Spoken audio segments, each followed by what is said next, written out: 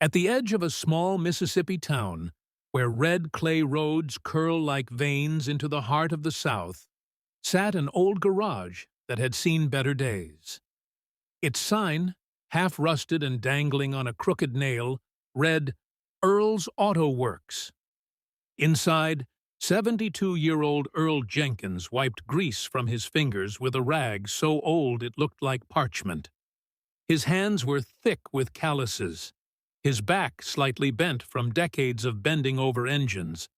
But his eyes, oh, his eyes, they held stories deeper than any engine's design. Earl lived a quiet, humble life. Widowed for over a decade, he had no children, and his customers were mostly local farmers, teachers, and the occasional traveler passing through. He never charged more than what was fair. Sometimes, when folks couldn't pay, he'd say, "Just bring me some eggs or bread next time." On a particularly hot Thursday afternoon, a black luxury SUV crawled into his lot, engine sputtering and smoke coiling from under the hood. It looked like something straight out of Hollywood, not the kind of vehicle you'd expect in a dusty southern town. Earl shuffled out, squinting through the sun. A man stepped out, wearing sunglasses and a worn-out baseball cap. Earl didn't recognize him. He simply said, "Looks like she's running hot. You drive her hard?" The man chuckled. "No, sir. I think she gave up on me. Been on the road 3 hours." "Well," Earl said, lifting the hood, "let's see what we're dealing with." As Earl tinkered under the hood, the man leaned against a post and watched. "You always work alone?" he asked. "Been doing this since I was 16, Earl replied. "Used to have a partner, my wife. She did the books, passed 10 years ago." "I'm sorry," the man said quietly. Earl nodded. "That's life, ain't it? You fix what you can. You let go of what you can't." The man smiled. "That's good wisdom." It took Earl nearly 3 hours to fix the coolant line and clean out a clogged radiator. By then, the sun was sinking and the cicadas were starting their evening song. The man offered his hand. "You saved me today. What do I owe you?" Earl shrugged. $100? That'll cover the parts." The man reached into his wallet and handed over the cash, along with a crisp $100 bill extra. "For your time?" Earl tried to refuse, but the man insisted. "Take it. You didn't just fix my car. You reminded me of something important." "What's that?" Earl asked. "That humility still exists." The next morning, the local diner was abuzz. Miss Lorna, the waitress, leaned over Earl's table. "Earl, you know who that was yesterday?" Earl looked up from his grits.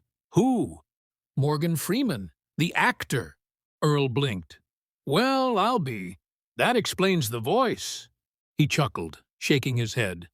"Didn't seem like no movie star to me." "He liked it that way," Lorna said with a grin. Earl shrugged. "I just saw a man who needed help." A week passed. Earl went about his days, fixing brakes and changing oil. Then, one Saturday, a black SUV rolled up again. This time, it wasn't sputtering. Morgan Freeman stepped out, followed by a man in a suit and a young woman holding a clipboard. "Mr. Jenkins," Freeman said with that deep, unmistakable voice. "You got a minute?" Earl wiped his hands and walked out front. "You're back," Freeman smiled. "I came to say thank you, not just for fixing my car, but for reminding me of something I've lost touch with." The woman stepped forward. "Mr. Freeman is funding a foundation to restore small-town workshops, and we'd like Earl's Auto Works to be the first." Earl stood in stunned silence. Freeman placed a gentle hand on his shoulder. "You've helped this town for years, without asking for anything. It's time someone helped you." Within a month, Earl's Auto Works was transformed. A new roof, fresh paint, new tools, a waiting area with AC. The sign was replaced with a gleaming new one, Earl's Legacy Garage, as done in 1967. But more than the renovations, something else changed. Earl began mentoring local teens, teaching them to fix engines, change tires, and most of all, how to treat people right. He told them stories, not just about cars, but about life, love, and loss. Morgan Freeman visited twice more. Once to film a short documentary about Earl, and once just to sit, sip iced tea, and talk. Years passed. Earl's hair turned whiter and his steps slower. One morning, he sat down in the old chair outside the garage, watching his former students now running the place. A young boy sat beside him. "Mr. Earl, what's the most important thing you ever learned?" Earl smiled. "That everyone's car breaks down someday, and everyone needs someone who'll stop what they're doing and help."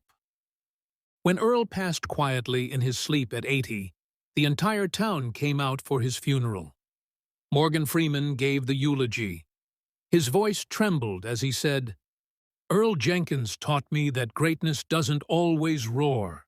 Sometimes it whispers through kindness, patience, and the steady hands of a man who chooses decency even when no one's watching." Outside the garage, a wooden bench now sits under a tree. A plaque reads, "In memory of Earl Jenkins, who fixed more than cars and left behind a roadmap for the heart."